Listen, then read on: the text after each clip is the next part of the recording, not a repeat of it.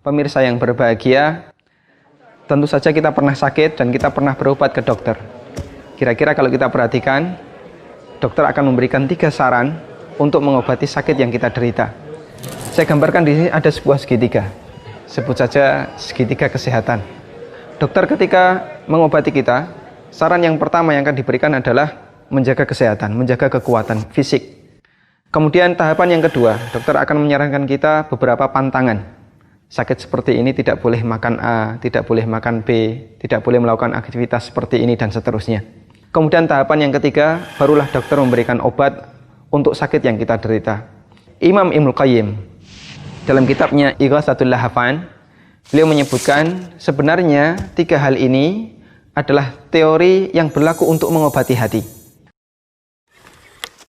Kata Ibnul Qayyim, cara yang pertama ketika orang mengalami sakit hati, kemudian dia ingin menyembuhkannya, adalah dia harus jaga kekuatan hati.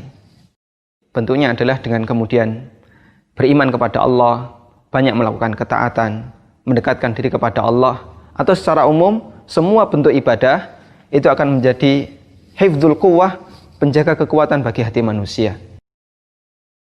Kemudian yang kedua, sebagaimana dalam penyakit fisik, kita disarankan oleh dokter untuk menghindari segala bentuk pantangan, segala bentuk yang bisa memperparah sakit yang ada dalam diri kita. Maka kata Ibnul Qayyim, demikian pula bagi orang yang sakit hati. Orang yang hatinya sedang sakit, dia harus menghindari pantangan yang bisa menyebabkan penyakit hatinya semakin parah. Penyakit bagi hati manusia, sumbernya adalah semua perbuatan dosa dan maksiat serta penyimpangan yang dilakukan oleh manusia. Karena itu kata Ibnul Qayyim, cara untuk kemudian menghindari adanya penyakit yang baru adalah al-iqla'. Kita melepaskan diri dari segala bentuk maksiat dan jangan melakukan dosa yang lain, karena semacam ini akan memperparah sakit hati dalam diri kita. Disebutkan dalam hadis yang diriwayatkan oleh Tirmidzi, Rasulullah SAW menggambarkan dosa yang dilakukan oleh manusia itu ibarat sebuah titik yang ada dalam hati manusia. Kata beliau, apabila seorang hamba itu melakukan satu kesalahan, maka dititikkan dalam hatinya satu titik hitam. Apabila dia minta ampun, memohon ampun, bertaubat, maka hatinya akan dibersihkan. Namun kalau dia kembali mengulangi maksiat yang dia lakukan, akan ditambahkan titik hitam yang lain, sampai titik hitam ini menutupi seluruh permukaan hatinya.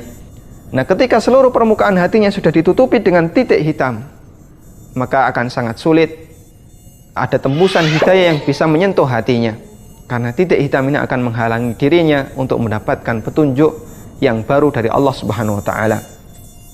Kemudian berikutnya yang ketiga, dokter menyarankan ketika orang sakit dengan memberikan obat. Dengan memberikan obat untuk menghilangkan penyakitnya.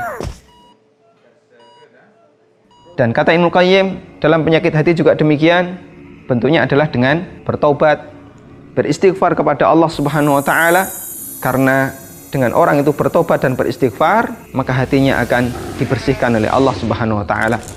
Sebagaimana dinyatakan dalam hadis riwayat Ibnu Majah, Nabi SAW bersabda, orang yang bertobat dari dosa itu sebagaimana orang yang tidak memiliki dosa. Artinya dosanya dibersihkan.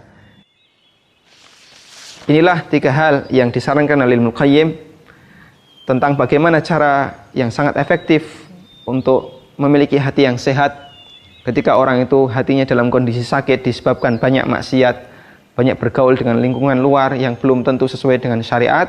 Ibnul Qayyim menyebutkan 3 prinsip ini agar kita bisa memiliki hati yang sehat.